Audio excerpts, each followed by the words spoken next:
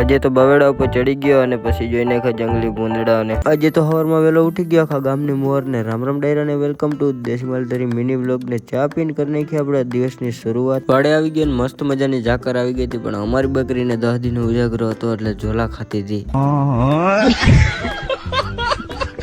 દૂધ દઈને આવી ગયો પછી આપણે ઘરે, અને બાપા ગયા હતા દ્વારકા એટલે એનું બધું કામ મારે કરવાનું છે. ચકલાટું ચણ ભરી લીધું ને 5 રોટલી લઈ લીધી, નીકળી ગયો રવિભાઈ ની હમદારો ધૂપ દીવા કરવા માટે સવારના પોરમાં. પછી આવી ગયો રવિભાઈ ની હમાજી, ત્યાં આપણે લાગી લીધું પગે, અને પછી આપણે કરી નાખ્યું થોડુંક પુણ્યનું કામ, એટલે કે ચકલાટું પાણીનું કુડિયું ભરી દીધું અને બાજરો નાખ્યો હતો. ઘણા બધા ચકલા આવ્યા હતા ચણવા માટે, તમે જોઈ શકો છો મિત્રો. અને આ 3-4 દિવસથી આપણે આ જ કામ કરવાનું છે, ડેલી વહેલું ઉઠી. અને હા બાપા ગયા દ્વારકા લઈને એટલે આખો બિઝનેસ આપણે સંભાળવાનો છે. અને આપણે પછી લઈ લીધું દાંતેણું કાવાસાકી ચાલુ કરી. હવે ગઈ લીમડાની બારી ને વાઘનો કરી દીધો નોર, ને પછી વાઘ આખી નીકળી ગયો ચરાવવા માટે. પાટિયાવાળો રસ્તો બની ગયો તો એકદમ કાળો મકોડા જવા. અને પછી આવી ગયો તમારો ભાઈ વીડીમાં બકરા ચરાવવા માટે, પણ વાદળા મસ્તી નથી હતા એટલે વ્યૂ બહુ મસ્તી નહોતો. તો પછી હું બકરાને ધરવા હતા એટલે આપણે ચડી ગયા બાવેડા ઉપર પૈડિયા ખેરવા માટે. પૈડિયા ના કરી દીધા હતા નીચે પથારા.